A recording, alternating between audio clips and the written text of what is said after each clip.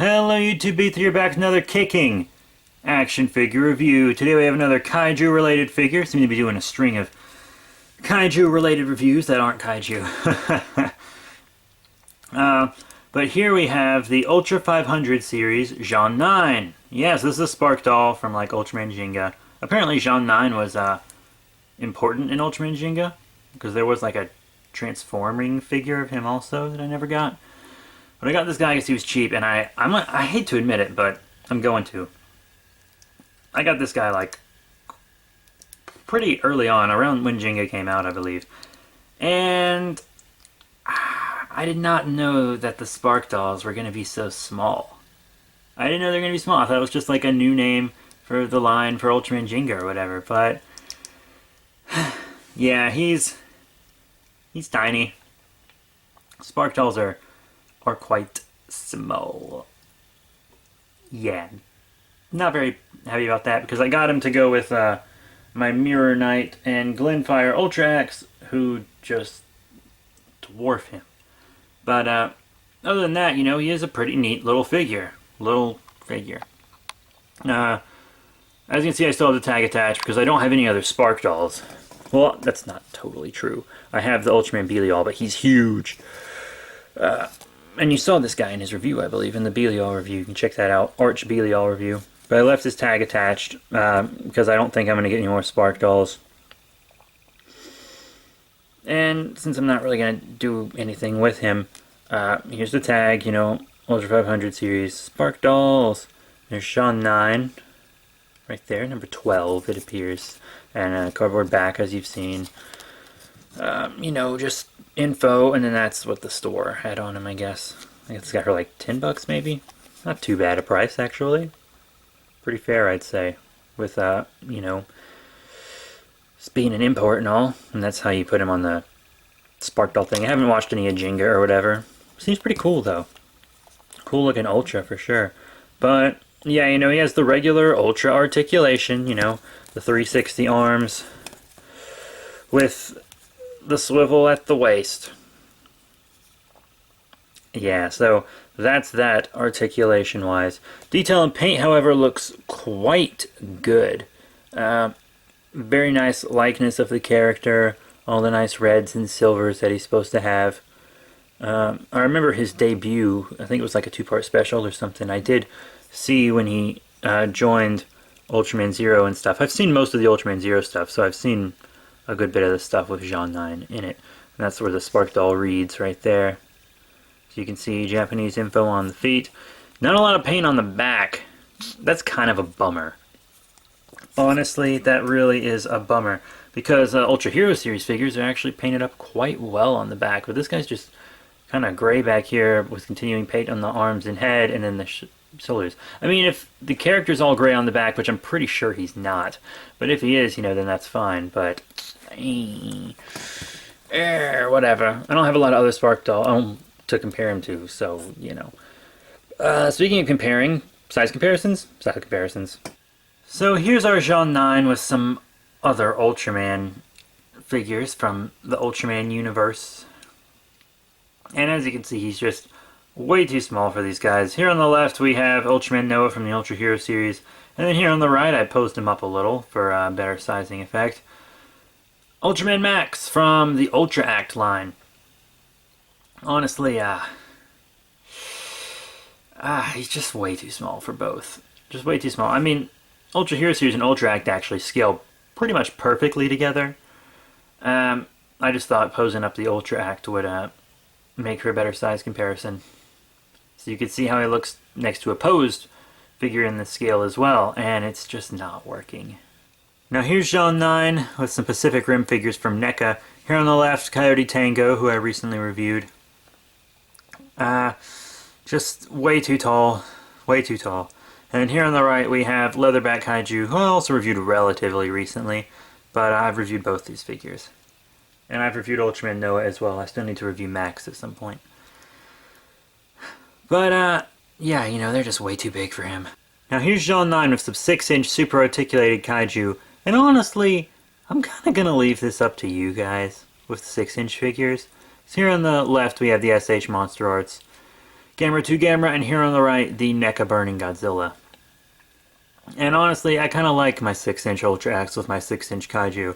I don't care if the size isn't always totally perfect, I think they look good together. But I mean, if you look at this guy with these figures, it doesn't look too terribly bad, does it? Monsters, for the most part, are kind of supposed to be bigger than Ultras, especially if they're on 2 legs, you know.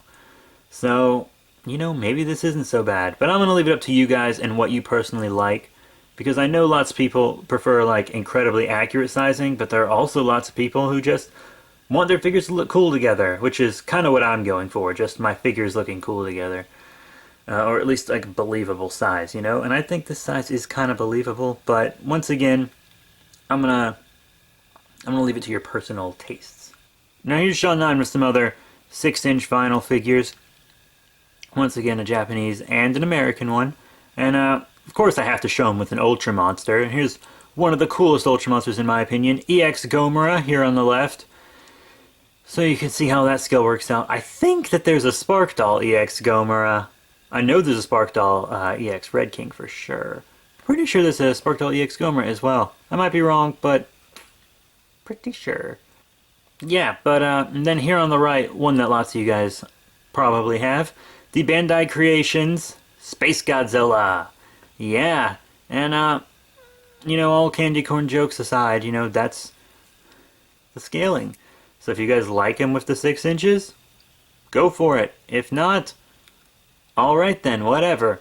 But the Spark Dolls, you know, they aren't terrible figures. They just don't scale well with your other Ultras. And real quick, I just wanted to point this out. We're back onto Super Articulated Kaiju again, both Japanese this time. Here on the left we have the Revoltech Baragon figure, and here on the right the SH Monster Arts 1964 Godzilla. And the 1964 Godzilla is small. Small for a monster art, especially one of Godzilla. And, you know, Baragon here, technically the Revoltech Godzilla monsters and stuff are in a different scale than Monster Arts. They're below 6-inch scale. And many people consider this Monster Arts Godzilla to basically be the Revoltech Godzilla that we never got. Because Revoltech made Gigan, Baragon, Mothra, they made Rodan, Showa Mogera, who never even fought Godzilla. Really all the monsters Revoltech made were in movies that didn't have Godzilla in them except Gigan. Gigan, I think, was the only one that, well, Gigan and Anguirus. Almost forgot about Anguirus there. But the Mothra one, I believe, is from the Mothra film. Baragon is from Frankenstein versus Baragon. Frankenstein Conquers the World. Rodan's from Rodan. You know, etc. The Mysterians, I believe, is where Mogera's from. But, yeah, so if you like the 6-inch and you have these figures, Revoltechs and this small monster art, and he looks fine with them. And this Godzilla was recently re-released. Yeah, as a special Rising version, something like that, where he's covered in sand from when he first appears in Godzilla vs. the Thing. Yeah, so you can get that, and I think he comes with a beam effect now also, which was a big complaint I had for this Godzilla when he came out. I believe I've reviewed him as well, yep, so I've reviewed him. So, if you want to check those out, check those out. But yeah, you know, this is a scaling that might work if you like your Ultra figures to be as tall as your Godzilla figures. And real quick, just a little idea I had was to compare Jean 9 with some of these American figures, and these are from the Power Rangers Dino Charge or Power Rangers Dino Supercharge Action Hero Series figures. Yeah, and honestly, I think Jean 9 scales great with these. Here on the left, we have one of the Megazords, one of the 3 Megazords that's been released. This is the Dino Charge Megazord, and there's the Terra Charge Megazord, which is Gold Ranger's Zord, and then Purple Ranger's Plesiosaurus Zord, whose name I can't recall at the moment. So yeah, you got 3 Zords in this line, and then they've made a ton of villains. There have been multiple waves just for villains. In Dino Charge there were 2 waves that were just villains, and then they released Vivix and Dogold also. Or Vivix and Fury. He's called Fury in the American show. I watched the Japanese show. I've seen the Japanese show too. Dogold is called Fury now. So Vivix and Fury, which are dope. Vivix won't scale well with him, but the Vivazord will if you get the Vivazord figure, which I really need because the Vivazord figure would be perfect for this Jean 9. Perfect for this Jean 9. So a great thing here is that your villains and Megazords from this American Power Ranger line that are, you know, a good price and neat little figures, scale well with these Ultra 500 series figures. So that's great for Tokusatsu collectors everywhere, because you want to have your import Ultraman scaling well with your domestic Power Rangers figures. It's like a dream come true. These look great together. I have to say they look wonderful, because you got Bones over here, and you know, if Bones was giant, the magical Juru, I don't know what they use in the American show. I've only seen a few episodes to make him big. That's just what they use in the Japanese show. And then you got the Zords. That's awesome, you guys. That's really, really cool. I'm impressed. I'm glad that these scale well together. So what are my final thoughts on the Ultra 500 series Spark Doll Jean 9 figure? Well, I really wish he scaled well with the other characters that are on his kind of Ultraman Justice League team. But you can get Spark Doll versions of all of them, I'm pretty sure. So yeah, I know there's a Spark Doll Jean bot. Pretty positive there's Glenfire and Ultraman Zero. And I'm pretty sure there's a Mirror Knight also, so you can get his whole team in Spark Doll form. But I'd rather have him 6-inch, because I already have the Ultra X, Mirror Knight, and Glenfire. And Glenfire is one of the best Ultra X, by the way. If you can ever pick him up, do it. I have a review of both of them up, I believe, so check those out. But this guy's cool, and I'm sure he goes great with his own line, but he doesn't really go great with much that I have. I mean, I think he looks cool with 6-inch Godzilla figures, honestly. I don't think that's too terribly bad. Now, the way he's scaled with EX Gomora I didn't like. I feel like he and EX Gomora should be about the same height. But there are some larger Ultraman monsters that should probably scale up with him better when they're in the 6-inch scale and he's in this scale, you know? Because lots of Ultra Monsters figures are actually too small because they didn't want to make the figure too big and then it'd be more expensive and etc. Like, for example, my If the Fourth Form from Ultraman Max is a little too small. Actually, he's a good bit too small. So he might scale well with this guy. I can't compare him together because he's not here in my hobby shed. He's at my apartment, an hour and 30 minutes away. But this is a neat scaling anyways. Or, you know, some of the other 6-inch scalings were neat. I didn't think they were bad.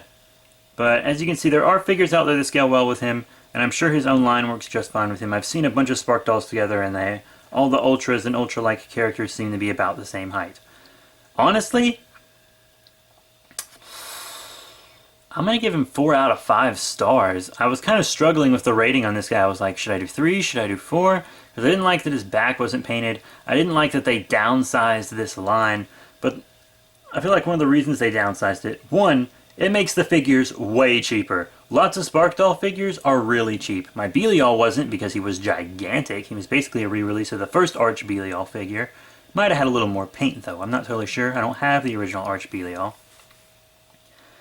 But, yeah, that figure was gigantic, and that's my only other Spark Doll. But they had to make him smaller to fit on the Ultraman Jenga toy thing. And, you know, it lowers the price. It's a great for new Ultraman collectors. If you're just now starting to collect Ultraman, I highly recommend the Spark Doll line, actually. It's got tons and tons of characters. They're cheaper to make, because they're less plastic and stuff, so they can pump out characters pretty quickly. Lots of really recent Ultraman characters are Spark Dolls. You get Jenga and Victory and everybody. So, yeah, you know, if you're new to Ultraman collecting, go for Spark Dolls. Me, it's kind of a pain because I've been collecting the 6-inch Ultraman stuff for a while, and I don't have that much Ultraman stuff, honestly. I mean, I have a good bit, but not enough to be, like, extremely mad that they're doing the Spark Dolls. I think it's good. I think it's fine, so yeah, 4 out of 5 stars. That's it, everyone. Thank you all so much. Please remember to rate, comment, subscribe. Check out all the cool links in the description below. Facebook, Twitter, etc. Lots of other reviews. And the next review will also be Ultraman related. Yeah, so keep your eyes open for that. Anyways, that's all, you guys. Thank you so much, and I'll see you all later.